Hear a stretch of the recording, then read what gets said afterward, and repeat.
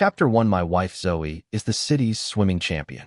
So when both her unforgettable first love and I fell into the water at the same time, she didn't hesitate. Not even for a breath. She went straight for him. I watched her pull Anthony to the shore. I watched him stand there, dripping and alive, and look back at me with that slow, deliberate challenge in his eyes.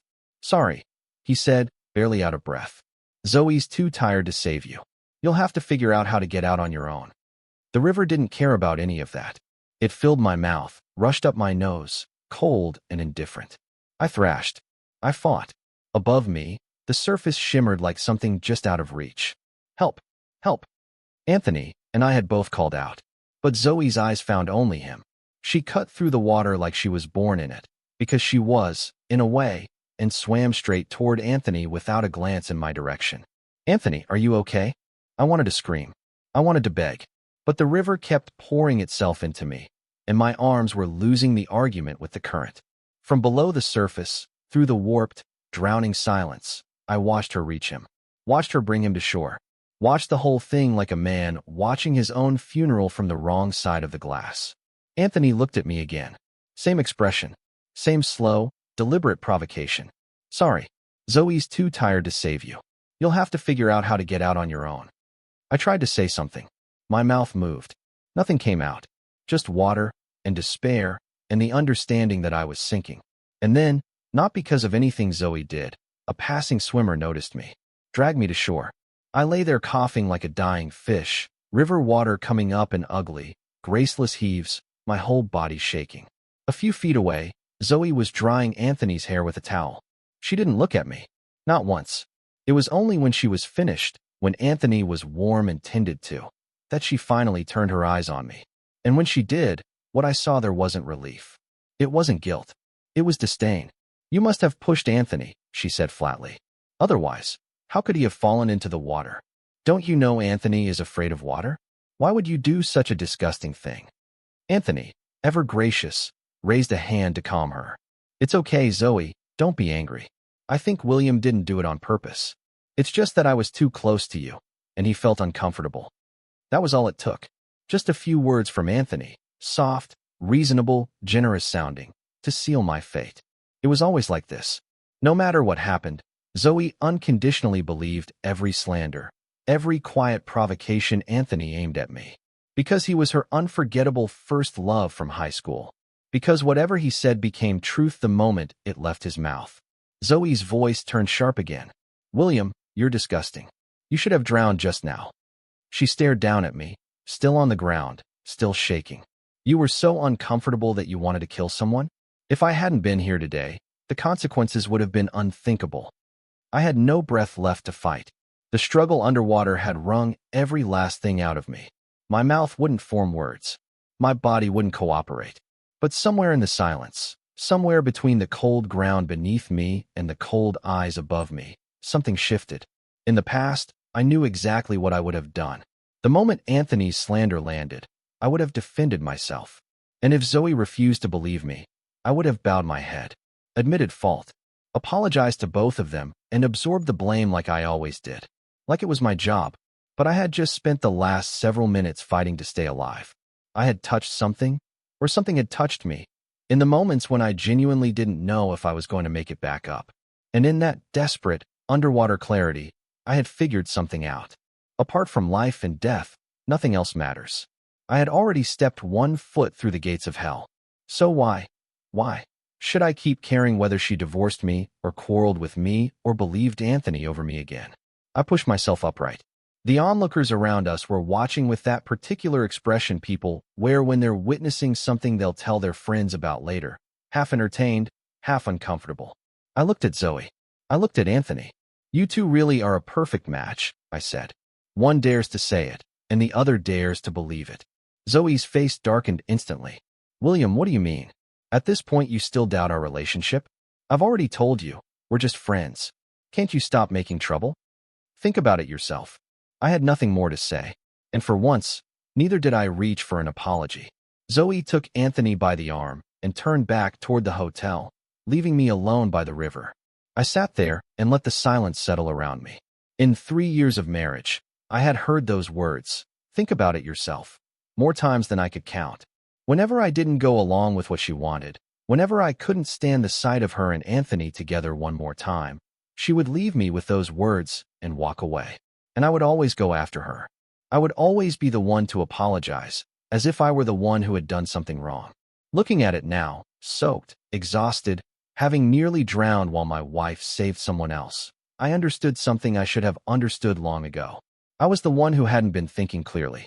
A wife who can disregard your life isn't worth protecting, isn't worth the apology, isn't worth the bow of the head. Chapter 2. Because I had been submerged in the cold river water for too long, I woke up the next day burning with fever. I spent the entire day flat on my back in the hotel room, too weak to do much more than stare at the ceiling and sweat through the sheets. The fever was bad, the kind that makes the walls tilt. And I was alone, completely alone, in a city I didn't know, having traveled here only because of Zoe. There was no one to call, no one nearby who could help. After lying there long enough, turning the decision over in my mind the way you turn something heavy, I gave in and called her. The moment the call connected, loud DJ music blasted through the phone. A club, of course. She and Anthony were at a club, and when Zoe saw my name on her screen, the voice that came through was already sharp with irritation before she'd even said a word. "William, why are you calling? Don't you know we have our own things to do?"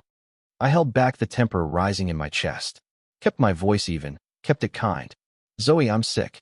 Could you please buy me some fever medicine and bring it to me?" The line went dead.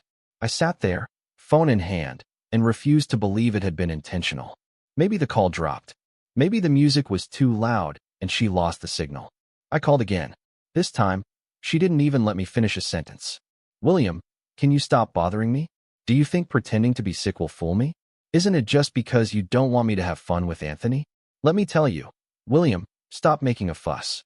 We came here for work, and we're just relaxing a bit now. Don't make trouble." The words hit me like another wave of cold water. My fever-addled brain took a moment to process what she was actually saying. She thought I was pretending. I let the phone fall onto the mattress and collapsed back against the pillow. The room swam. The ceiling tilted. I closed my eyes and let the fever press down on me like a weight. Then the phone rang again. For one stupid, stubborn second, I hoped it was Zoe calling back. A change of heart. A moment of doubt about what she'd just done. It wasn't. "William, I saw your social media. You're in the city too, right? Want to grab dinner?" It took me a moment to place the voice through the fog of the fever. Jessica, a college friend, my closest friend during those years, if I was honest. We had drifted after graduation, the way people do, life pulling us in different directions until the distance just became the shape of things. But it was her voice on the other end of the line. Warm, familiar, completely unaware of the state she'd found me in. With a voice scraped raw from fever, I managed to get the words out. "Jessica, could you buy me some fever medicine? I'll send you the address." In less than half an hour, she was at my door. I dragged myself out of bed and crossed the room to let her in, one hand trailing along the wall for balance. Jessica stepped inside and looked around the room, the rumpled sheets, the dim light, me, and then asked the obvious question. "I thought your wife was here too. Why isn't she taking care of you?" I smiled. It came out bitter without me trying. "She's out partying. We had come to this city for a project Zoe was working on. That was her job, and I didn't mind that. What I minded was Anthony deciding to tag along, claiming he wanted to sightsee. I couldn't let him come alone with my wife, so I followed. But Zoe hadn't been kind to me for a single moment of the trip. Not only did we not share a room, she'd also spent the better part of every day finding small ways to order me around, as if I were something between an assistant and an inconvenience. Jessica said nothing for a moment. Then she gave me the medicine, pulled on her coat, and went back down to the supermarket to find fever patches. She never made it back without incident. On her way up, she ran into Zoe and Anthony in the corridor. For convenience, I had given Jessica my room card. A small, practical decision that, in Zoe's hands, immediately became evidence of something else entirely. The look on Zoe's face when she saw Jessica holding that card was the look of someone who believed they had caught someone in the act. She kicked the door open and launched herself into an argument before Jessica had even stepped fully inside. "I've told you, I'm William's college friend. Believe it or not."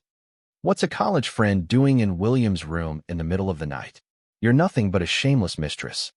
Jessica, who had never in her life backed away from a confrontation, was already squaring up. Chapter 3. Jessica, wait a moment. I appeared at the doorway, one hand gripping the frame, my body swaying with the effort of staying upright. Zoe, I looked at my wife. I told you I was sick. You wouldn't buy me medicine, so I had to ask my friend. What madness is this now? I must have looked as bad as I felt, because Zoe's aggression faltered the moment she saw me. The certainty drained out of her face. Her voice, when it came, had shifted into something softer and almost sheepish. Why didn't you explain earlier? If you had made it clear, I would have come back sooner. Jessica rolled her eyes. She crossed her arms and looked at Zoe with the particular patience of someone deciding exactly how honest to be. Lady, weren't you busy partying with your lover? Even if he told you, would you have believed him? Zoe's eyes sharpened. Who are you calling a lover? William, I told you. Anthony and I are here for work. Are you going to spread rumors now? The fever was pressing behind my eyes hard enough that standing was becoming a serious negotiation. Jessica noticed before I said anything and stepped over to press a fever patch against my forehead. The cool spread across my skin like a small mercy, and some of the haze lifted. Rumors? I looked at Zoe. Be honest, did I say anything untrue? I said you were out clubbing with another man and didn't want to buy me medicine. Which part was a lie? Zoe opened her mouth and closed it again. She settled for directing a death glare at Jessica instead. Why are you discussing our private business with outsiders? This outsider, I said quietly, just saved my life. I let that sit for a moment. And you? Since you came back, have you shown the slightest concern for my illness? All you've done is argue. Zoe went silent. But Anthony, who had been standing just behind her with the expression of a man watching a chess match, chose that moment to step in. Who said Zoe doesn't care about you? We came back within half an hour after your call, didn't we? Jessica glanced at the bags in their hands. Then she looked at the clock. Then back at them. I've been to that club. It closes at 2 a.m. A beat. If it hadn't, you'd have stayed all night, wouldn't you? Neither of them answered. I turned to Jessica. Thank you. Truly, thank you for today. I straightened as much as the fever would allow. It's late, and it's not safe for you to go back alone. I'll pay for a room here at the hotel. You can leave in the morning. She shook her head. No need. My brother's coming to pick me up. She reached out and briefly squeezed my arm. William, take care of yourself. And don't let shameless people take advantage of you. She glanced pointedly toward Zoe as she said it. Zoe's chin lifted immediately. Who are you calling shameless? Whoever gets angry, Jessica said pleasantly, is who I'm calling shameless. Do you dare? I had run out of patience, out of energy, and out of goodwill for the evening. Several of our neighbors had cracked their doors open by now, watching the corridor theater with undisguised interest. Enough. I looked at Zoe. Aren't you embarrassed? I stepped back inside and slammed the door. The noise cut off like a switch thrown. I was sick for 3 days. During those 3 days, Zoe and Anthony went out together every morning and came back every evening, and I lay in my room and did not care. Not anymore. The river had taken that particular reflex out of me, the one that made me chase after her, question myself, wonder what I'd done wrong. On the 4th day, recovered enough to move properly, I made a decision. I would help Zoe and Anthony finish their survey project as quickly as possible. The sooner they wrapped up their work, the sooner we could go home. And the sooner we went home, the sooner I could deal honestly with what our marriage had become. I needed to reconsider it. All of it. Clearly, and without excuses. Chapter 4. I found the equipment truck without any trouble. But as I approached it, I heard their voices carrying from inside, and something made me stop. Something instinctive. I reached into my pocket and turned on the recorder, quietly, without knowing exactly what I was expecting. Only that something in the air felt worth capturing. Zoe's voice first. What should we do? This equipment is broken. A pause. This equipment costs over $1 million. None of us can afford to replace it. Silence. Then Anthony. I remember William's family has money, right? Yes, his parents run a business. What do you mean? Let's blame it on him. No one will know. I stood there for a moment with the recorder still running. Then I walked over, found their temporary camping chair, and sat down in it. When they came out and saw me, the shock on their faces was almost worth everything that had come before. William, when did you get here? I let my mouth curl into something that wasn't quite a smile. Just now. Where did you two go? I didn't see you. Zoe's face cycled through something uncomfortable. Anthony, to his credit, kept his composure. Didn't you hear us talking earlier? No, I said, and shook my head. The relief that moved through both of them was visible and immediate. Anthony caught Zoe's eye and gave her a small, loaded look. Right there, directly in front of me, as though I had no eyes in my head. I saw all of it. I watched them perform their little silent exchange and found, to my own mild surprise, that I was almost amused. Zoe came toward me, her manner suddenly warm. She asked if I was feeling better. She asked about my health with the careful attention of someone who needed something from me and was laying the groundwork. I nodded along and said I was much better, and inwardly I marveled at how transparent it all was, how little effort they were making to disguise any of it. After a suitable interval of concern, she arrived at the point. Honey, Anthony and I have been working all morning. How about you help us with one of the machines, so we can take a break? Of course, I said easily. Where's the machine? Zoe's eyes brightened. She pointed to a black van parked not far away. It's in the back seat. The blue equipment. I walked over. Out of the corner of my eye, I caught Zoe and Anthony exchanging a high five. I pretended not to see it. I opened the car door and made a show of looking around. Honey, I can't find the equipment. Isn't it right on that seat? I made a performance of searching, opening the door wider, peering around with deliberate confusion. Still can't see it. Where exactly is it? Zoe's patience thinned. Isn't it right there? How can you not see it? I looked again. Then I nodded, as though it had only just materialized before me. Oh, here it is. But honey, I can't move it alone. Can you ask Anthony to help me? Something flickered across Zoe's face, impatience cutting through the performance she'd been maintaining. Why are you so useless? Anthony can move it by himself. She heard herself a half-second too late. A small correction crossed her features, and she recovered. Okay, I'll get him. I watched her cross the lot to where Anthony stood and say something in a low voice. They both glanced back in my direction with those meaningful, coordinated looks that people use when they think they're being subtle.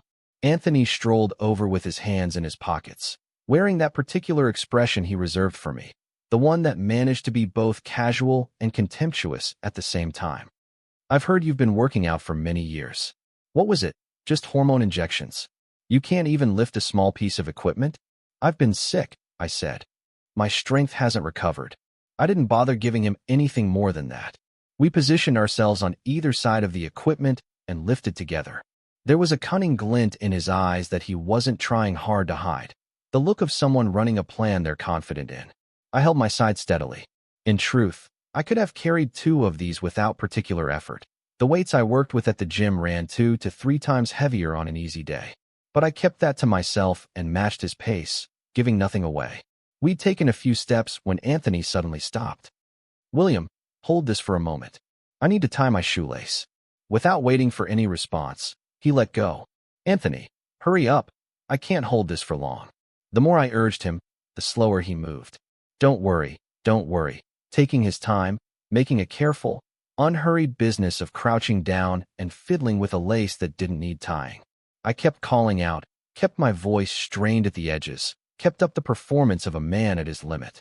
Anthony, finding that I had still not dropped the equipment despite all his patience, eventually ran out of reasons to stay crouched. He got up with the reluctant air of a man whose plan has slightly inconvenienced him. I seized the moment. I need to tie my shoelace too, Anthony. You hold it. And I let go and crouched down. Anthony, having spent the last minute in a low squat, stood up too quickly. The blood shifted. For just a moment, one brief, unguarded moment, his vision went and his grip with it. He tried to compensate, reached for the equipment, and missed the angle. It slipped from his hands and hit the ground with a sound like a verdict. Chapter 5. The casing shattered on impact. The main body cracked through in several places. It was, by any reasonable assessment, finished. The silence that followed lasted only a second before Zoe came rushing over from across the lot, and in that second, I could see on her face the expression of someone who believes they have just won. William, this is $1 million device. Since you broke it, you should pay for it. I turned to her with the most innocent expression I owned and pointed at Anthony. It wasn't me. Anthony didn't hold it steady. Anthony, still visibly rattled, fell back on instinct. No, It was you who let go first. I told you I needed to tie my shoelace. And you nodded. Zoe hadn't anticipated any version of this. She stood between us for a moment, recalibrating, and then did what she always did. Couldn't you have waited until Anthony had a better grip before letting go? But Anthony did the same thing just now. I kept my voice even, reasonable, almost puzzled. He said he needed to tie his shoelace and suddenly let go, without warning. If I hadn't held it steady, the one in trouble might have been me. Anthony's composure finally broke. His eyes went red at the edges, and he pointed at me with real anger. William, you did this on purpose. You pretended you couldn't hold it just to frame me. Why would I frame you? I let genuine seeming surprise color my voice. Are you suggesting the machine was already broken and I schemed to make you take the blame? I paused. That would be unbelievably cruel of me. Zoe and Anthony's faces went through several colors. They opened their mouths and found nothing reasonable waiting there to come out. Then Zoe tried a different angle. I don't care. Even if the machine is broken, you still bear some responsibility. If there's compensation, we should share it. I pointed behind us at the nanny car parked at the edge of the lot. No, the dashcam captured everything clearly. I let go with your consent. The audio may not be perfect, but your nodding is visible on the footage. Shall we check it? The color left Anthony's face entirely. He crouched down slowly and stared at the ruined equipment, and when he spoke it was mostly to himself. $1 million. I can't afford that. Even if I sold myself, I couldn't afford it. Watching him like that, genuinely broken for perhaps the first time since I'd known him, something moved in Zoe's chest. I could see it happen. William, her voice dropped. Even if we take a step back, don't you bear any responsibility? What responsibility? She had nothing. I watched her search for it and come up empty. Even if I take 10,000 steps back, I said, I have no responsibility. Zoe stared at me, then gave up on the argument and went to crouch beside Anthony, her hand on his back, her voice going soft and consoling. I looked at the two of them. Then I picked up my bag. All right, you two figure out the compensation. I've got something to do. I turned and drove straight to the city bank. At the bank, after verifying my identity, I was shown into the VIP room. I hadn't come to withdraw money for Anthony. I had come to make sure that couldn't happen by any route, especially not the most obvious one. When I got married, I had given Zoe a supplementary card. I'd transferred my company dividends directly to it and told her to spend as she liked. I'd done it because I trusted her, because it seemed like the kind of thing a husband did. I knew Zoe. The moment she worked out that Anthony couldn't cover the compensation himself, she would reach for my card without a second thought. I needed to close that door before she found it. Mr. Sue, what business would you like to conduct today? I want to cancel a supplementary card under my name. Certainly. Your membership level is quite high, so we can process this immediately. By the time Zoe and Anthony had gathered themselves enough to think clearly, I was already on a flight back to Beijing. Chapter 6. The 5-hour flight landed. I turned my phone back on. Missed calls from Zoe. A great many of them. I found a quiet spot and called her back. She picked up on the first ring. William, did you cancel my card? Yes. Is there a problem? Why did you cancel the card? Her voice climbed with every word. Didn't you say it was for me to use? Besides, that's our marital property. Do you even have the right to cancel it? I listened to the anxiety cracking through her composure and felt something I hadn't expected, a quiet, mild amusement. I have my reasons for canceling the card. Do I need to report to you? Unlock it immediately. I need to use it now. The command in her tone was so familiar, it almost felt nostalgic. Sorry, I said lightly, making no effort to sound sorry at all. That's not going to happen. A beat. William, where are you? I just went to your room and you weren't there. Are you hiding? I pretended to have only just remembered. Oh, I forgot to tell you. I went back to Beijing. Why did you go back? You were dissatisfied with me being there, weren't you? I thought about it, and since Anthony is in such a big mess, I decided not to add to his troubles. What came through the phone after that was not language so much as sound, a torrent of it, vicious and sustained. I held the phone a few inches from my ear and, after a moment, boredly picked at something near my ear with my free hand, waiting for the wave to pass. When there was a gap, I spoke into it. Oh, and by the way, I kept my voice as light as if I were mentioning the weather. Come back soon. Let's get a divorce. I hung up. Back in Beijing, I went to the office first. I stopped at the front desk in the security department and left clear instructions. If Zoe came in and caused trouble, she was not to be let through. If she came in and caused trouble, they were to call the police directly. No warnings, no negotiations, just the police. Then I went back to our downtown home and had the locks changed. I packed my bags. I booked a month-long trip to Europe. I went to my parents' house and brought them with me.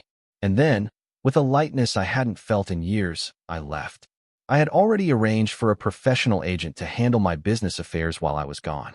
I gave the agent a new phone number to reach me if anything urgent came up, then pulled out my old SIM card, tucked it into my wallet, and put it out of my mind entirely. Out of sight, out of reach, out of this. Since marrying Zoe, I had almost forgotten what it felt like to simply breathe. She had pushed me constantly to work harder, earn more, be more, all while telling me, in 100 small and large ways, that I wasn't doing enough, that I couldn't give her the life she deserved. Terrified of proving her right, I had driven myself like a man running from something. As the boss, I arrived before everyone else and left after the last person was gone. For 3 years, my nerves had been strung so tight, I'd stopped noticing the tension. It had just become the background condition of being alive. Standing in a small, damp European town, breathing air that belonged to nobody I knew, I felt something in my chest and shoulders begin to loosen. It happened slowly, the way ice melts, not all at once, but unmistakably. I couldn't believe I had lived that way for 3 years. Looking back at it from the outside, I genuinely couldn't understand how I had sustained it. A month later, my parents and I boarded the plane home. They seemed to sense, in the way that parents do, quietly, without pressing, that something had gone wrong with my marriage. The trip had been too sudden, too deliberate, too relieved. But neither of them asked. They were old, and they loved me, and they understood that some things need to be approached carefully. I didn't explain. I didn't want to burden them with it. Whatever needed to be dealt with, I would deal with on my own. Back home, I sat down, took my old SIM card out of my wallet, and put it back in the phone. It came alive immediately. Calls, messages, notifications, a month's worth of Zoe trying every channel she had. She'd hit my social media accounts too, but I'd blocked her on all of them before I left, so that had at least been quiet. The messages I didn't bother reading. Not a single one. I just called her. When are we getting a divorce? What came back was chaos. William, where have you been this past month? Do you know that Anthony took out a high-interest loan to pay the compensation and is now being chased by creditors? How can you be so heartless? Chapter 7. Such good news. I was genuinely sorry I'd missed it in real time. I reached out to a mutual friend and asked for the full account of the month I'd been away. It went like this. The moment I canceled Zoe's supplementary card and left the country, Anthony came apart. He turned on Zoe immediately. Didn't you say you could pay for me? What now? And Zoe, always patient where Anthony was concerned, tried to calm him down and promised to go to Beijing and get the money from me in person. She arrived at our home to find the locks changed and me nowhere on the continent. She went to my company and made enough of a scene that the receptionist had to deal with her repeatedly, but the instructions held, and she never got past the front desk. She tried my parents next, only to discover I'd taken them with me. That, apparently, was when she truly broke. She had savings of around 300,000 yuan. She went to her friends and borrowed more, but my friends, who knew the situation better than she'd expected, refused her and said a number of things she probably hadn't anticipated hearing. She managed to scrape together another 100,000 from colleagues. That left her 600,000 yuan short. Anthony, the lab breathing down his neck, gritted his teeth and borrowed the 600,000 from local loan sharks, agreeing to repay 700,000 within a month. Where he found the confidence to believe he could manage that, I honestly couldn't tell you. Maybe he still believed that with Zoe in his corner, there was some path to extracting the money from me eventually. Maybe he just had no other choice and dressed desperation up as strategy. A month passed. The debt collectors arrived at Anthony's company and created enough disruption that he was let go. He moved somewhere else to hide. They found him anyway and put him in the hospital. The loan sharks called everyone in his contact list, indiscriminately and without rest. By the time I heard this story, everyone had walked away from Anthony. Everyone except Zoe, who was still at his bedside in the hospital, wearing herself down to nothing. My friend finished the account and then said, with the directness of someone who genuinely wanted good things for me. The most important thing now is the divorce. But I doubt it'll be easy. Don't worry, I told him. I have evidence. If Zoe agrees to an amicable divorce, fine. But if she takes it to court and wants to make it complicated, it won't just be a simple divorce. Sure enough, the moment Zoe heard I was back in the country, she came to find me. She looked haggard. The kind of haggard that comes from too many nights in a hospital chair, too many days of managing a crisis that kept refusing to resolve itself. But when she spotted me, something in her posture sharpened, and she walked toward me with quick, purposeful steps. William, where have you been this past month? Do you know how hard it's been for us here? I looked at her. I know, I said, without any particular emotion. So what does that have to do with me? Her jaw tightened. I'm still your wife. Is there a problem with me wanting to use our joint marital property? I watched the anger move through her and felt nothing shift in me. Didn't you receive my divorce agreement? You leave with nothing. Why? I didn't cheat. I took out my phone. I found the file. I hit play. It's not just about cheating, I said. I have reason to believe that you married me with ulterior motives. You're talking nonsense. Then the recording reached her ears, and she stopped. What should we do? This equipment is broken. Her own voice, clear and unmistakable. This equipment costs over $1 million. If we break it, neither of us can afford to pay. And Anthony's voice, following right behind it, steady as a man laying down a plan. The blood moved out of Zoe's face. Her mouth came open and nothing came out for a moment. You knew, she finally said. It wasn't an accusation. It was something closer to collapse. You knew everything. Chapter 8. So what if I knew? Zoe's eyes changed. The shock passed through her quickly and hardened into something else, something with an edge to it. So you deliberately called Anthony over to help you move the equipment, just to frame him. I looked at her for a moment. Wrong, I said. Anthony tried to frame me. He ended up harming himself. That's a different thing entirely. She opened her mouth. Zoe, I'm the victim here. I only avoided your trap. Everything you and Anthony are facing now is the direct result of what you chose to do. Not what I did. What you did. I let that settle. And let me be clear about something. If you don't agree to the divorce, I will submit this recording to the police. You and Anthony conspired to blame a fabricated accident on me to extract money. That is not a civil matter. You and Anthony might find yourselves meeting again in prison. My last words landed somewhere deep, because for the first time since I'd known her, Zoe lowered her head. The pride she carried everywhere, that particular uprightness she'd worn through 3 years of marriage like armor, bent under the weight of what she now understood. William, doesn't 3 years of marriage make you feel any pity? For people like you, I said, it's not worth it. I watched her sign the divorce agreement. The moment the ink was down, I sent it directly to my lawyer and scheduled the formalities for a month later. There's a mandatory cooling-off period for divorces now, 1 month before anything is finalized. I wasn't worried about it. That incident by the river, the recording, the hospital room, every small cruelty accumulated across 3 years, all of it had burned away whatever might have wavered. I knew what I was doing and why. I would not regret it. That was why I could walk away so cleanly. If I hadn't seen her clearly, truly seen her, I would still be trapped inside her orbit, apologizing for things I hadn't done, shrinking myself to fit a space that was never meant for me. A few days later there was a class reunion, and I went. My classmates had heard about the divorce. Nobody tried to talk me out of it. They knew enough to leave it alone. Only Jessica, at some point during the evening, put her hand briefly on my shoulder. That day at the hotel, she said, I wanted to tell you to get a divorce. But then I thought about how you were in college, chasing Zoe like it was the only thing you knew how to do. And I was afraid that if I said it, and you went through with it, you'd regret it later once you'd recovered. So I didn't say anything. I laughed at myself, the way you can only laugh at a version of yourself that's far enough behind you. Back in college I was poor at judging people. I'd just throw myself at anyone I fancied.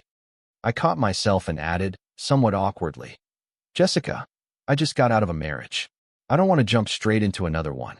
She raised her hand to stop me, not embarrassed in the slightest. Who's asking you to agree to anything right now? There's plenty of time in the future. She gave me a bright, uncomplicated smile. I smiled back. Indeed, I said. There's plenty of time in the future. A month passed. The day Zoe and I had scheduled to finalize everything arrived. Zoe had dressed carefully. I couldn't tell whether it was to mark the occasion or to make me second-guess myself, to stand in front of me looking like the person I'd originally fallen in love with and see if anything still moved. Either way, it didn't matter. However she looked, I felt nothing that would complicate what needed to be done. Let's go get the formalities done. Wait. She stopped just outside the entrance. William, once we go in there, there's no turning back. I nodded. There was nothing particular in it. No drama, no hesitation, just acknowledgement. She must have seen that, because she stepped closer, her voice dropping into something softer. But I regret it. Don't you want to give our marriage another chance? I pushed her away. The contact itself, even that brief, incidental touch, left me feeling something close to revulsion, and I didn't try to hide it. Zoe, we both know the truth. Even if we went back, there would always be a rift. Whether you crossed a line in the technical sense or not, you've already crossed mine. We are never going back. Chapter 9. When I finished speaking, something in Zoe's face closed over and went cold. William, she said quietly, you're really something. I didn't see what happened next. The small signal she sent with her eyes to someone standing behind a car nearby. I missed that entirely. We walked into the Civil Affairs Bureau together. The last time I had walked into this building, I remembered being genuinely excited, full of anticipation, the kind of feeling that belongs to someone standing at the beginning of something they believe in completely. Looking back at that version of myself now, I understood that the life I'd been anticipating had never actually existed. Not because the dream was wrong, but because I'd built it around Zoe, and Zoe had never been what I thought she was. The procedures moved faster than I expected. I walked out holding the divorce certificate and breathed in a way I hadn't in a very long time. It was done. All of it. Zoe watched my face. What? Divorcing me makes you happy? I laughed twice. I couldn't help it. Sorry you noticed. Since you noticed, she said, her voice hardening, I won't pretend anymore. We walked out of the Civil Affairs Bureau and across the lot toward my car. I reached for the door handle. Zoe appeared at my side. Even though we're divorced, it was a peaceful divorce. Why not give me a ride? I didn't look at her. Sorry. It's inconvenient. I have to pick someone up later. Jessica had come to Beijing on a business trip, and we'd made plans for dinner. I was in the middle of replying to her message when Zoe glanced at my phone screen, and her tone shifted immediately. Chatting with a woman? I can't believe you found someone else right after our divorce. I looked up at her. Better than finding someone before the divorce. You. I turned back to my phone. Jessica and I were sorting out where to meet. Somewhere in the middle of that exchange, I stopped noticing where Zoe had gone. Then Anthony's voice came from behind me. William, if it weren't for you, I wouldn't be in this situation. It's all your fault. A pause, and then something that sounded almost quiet, almost resigned. Let's go to hell together. I didn't have time to do anything deliberate. I moved on instinct. I looked up, and Anthony was already in motion, rushing at me with something that caught the light, and I turned just enough that the knife missed where it had been aimed. It didn't miss entirely. The blade went into my chest. Everything drained out of me at once. Strength, sound, the ability to make sense of what was happening. I looked down and watched blood come. There weren't many people on this stretch of road at this hour. Anthony stood there for one suspended moment, looking at what he had done, and then he turned and ran.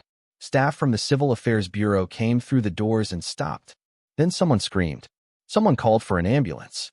I was on the ground by the time they reached me. When they lifted me into the ambulance, I was barely holding on to consciousness, but I found the doctor's hand and gripped it. The culprit is Anthony, I said, or tried to say, and Zoe is an accomplice. Whether the words reached him clearly, I didn't know. Everything went dark. When I came back, I was in a hospital room. My chest felt like something had been torn open and imperfectly reassembled. Even the smallest movement sent pain radiating outward in waves. I lay still and moved only my eyes. Jessica was beside me, asleep in the chair, her hand wrapped around mine. I moved my fingers gently. She woke up immediately, the relief on her face immediate and unguarded. You're awake. I'll get the doctor. The doctor came, explained my condition in the clipped, efficient way doctors do. Anthony had aimed for my heart. I had moved just enough that the wound, while serious, hadn't been fatal. I had lost a significant amount of blood. The wound was treated, but I was weak, and I wasn't to move. Not properly, not for a while. I was going to be here for some time. I processed this and then set it aside. What I needed to know was whether Anthony and Zoe had been caught. Chapter 10. When the ambulance had arrived at the scene, a Civil Affairs Bureau employee had called the police and followed me to the hospital. Because I was unconscious by the time the officers arrived, the doctor passed on what I'd said before I blacked out. Combined with surveillance footage from the area around the Bureau, Zoe and Anthony were identified quickly. Zoe was arrested that same day. Anthony was nowhere to be found. When the police examined Zoe's phone, they found evidence of her involvement, proof that she had known what Anthony was planning, that she had coordinated with him, that what happened outside those doors had not been a spontaneous act of desperation from a broken man, but something discussed and decided in advance. She had signaled to him with her eyes as we walked out of the building. She had stood there and watched him come for me with a knife. The police were conducting a citywide manhunt for Anthony. The officer explained it matter-of-factly, and I nodded to show I understood. I lay there afterward and thought about it, really thought about it, and felt a cold, retroactive relief move through me. I had never genuinely believed Anthony would go that far, that he would stand in broad daylight outside a government building with a knife and decide that if he was going down, I was coming with him. But he had. And the only reason I was lying in a hospital bed instead of a morgue was that I had moved at the last second, on pure instinct, without any time to think. If I hadn't, it would have been over. Everything, simply over. I didn't let myself sit with that thought for too long. A few days into my recovery, Zoe's parents arrived at the hospital carrying fruit, wearing the careful expressions of people who have rehearsed what they plan to say and are hoping it will be enough. I had been their son-in-law for 3 years. I also remembered, with reasonable clarity, the various ways they had treated that relationship as a financial arrangement that primarily benefited them. The memory didn't make me feel charitable. Zoe's mother settled into the chair beside my bed and glanced over at Jessica, who was quietly peeling an apple near the window. Could the nurse step outside?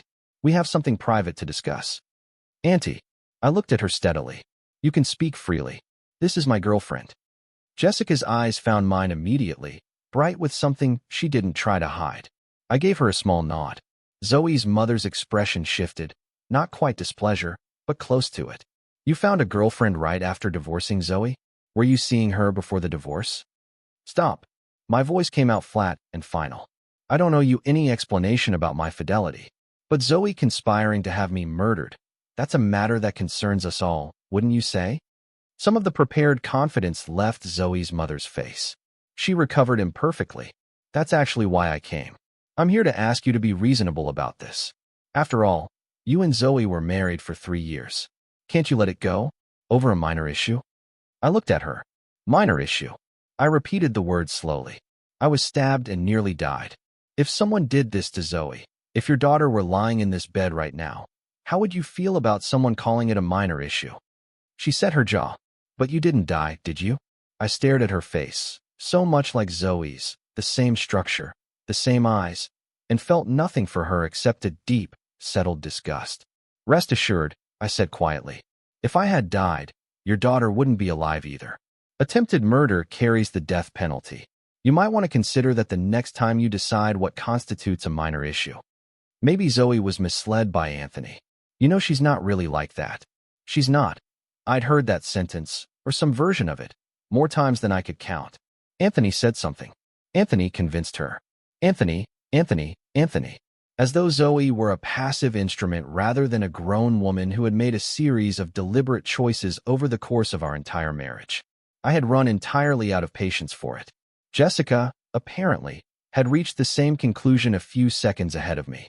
She set down the apple, stood up, and looked at Zoe's parents with a calm and absolute authority. The patient needs his rest. If there's nothing else, please leave, or I'll call security. You little girl, you can't just. Jessica had already moved to the door and opened it. She stood there, holding it open, saying nothing further, leaving no room for misinterpretation. They left. The door closed. The room went quiet. Jessica sat back down, picked up the apple again, and looked at me with a small, sideways expression. Were you serious just now? I made a show of not following her. About what? About me being your girlfriend. I pulled the blanket up slightly and settled back against the pillow. I don't say things lightly. Whatever I say reflects what I'm actually thinking. She looked at me for a moment longer, then smiled and went back to peeling the apple and said nothing more about it, which was, I thought, exactly the right response. A week later, Anthony was caught.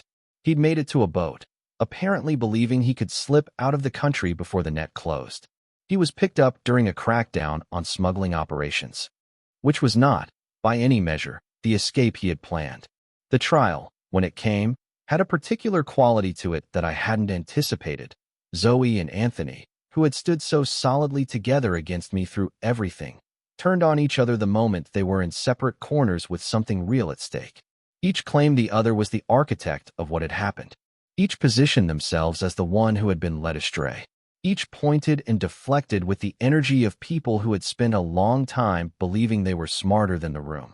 The evidence didn't share their confidence. The record showed clearly that the idea to harm me had originated with Anthony, that the planning had been his, that Zoe had known, had been told, had agreed, had signaled him with her eyes as we walked out of the building together on what was supposed to be the last ordinary day of a very long ordeal. The court sentenced Anthony to life imprisonment for attempted murder. Zoe, as his accomplice, received 10 years. Her parents spent everything they had. They called in every favor, pulled every string they could reach, and argued every angle their money could buy. The sentence didn't move. They all received exactly what they had earned. I lay in the hospital room for a while after I heard the verdicts, and looked at the ceiling and breathed. Jessica was beside me. Outside the window, Beijing went about its business in the ordinary, indifferent way that cities do, as though nothing of particular consequence had happened, as though the world had not quietly rearranged itself into something I could actually live in. I thought about the river, about going under, about the moment I stopped fighting to be believed and started simply fighting to survive. Apart from life and death, nothing else matters. I understood that differently now than I had when I first thought it, soaked and coughing on the bank while my wife dried another man's hair. Then it had felt like defeat, like the last thing left to hold on to when everything else was gone. Now it felt like the first true thing I had figured out in 3 years.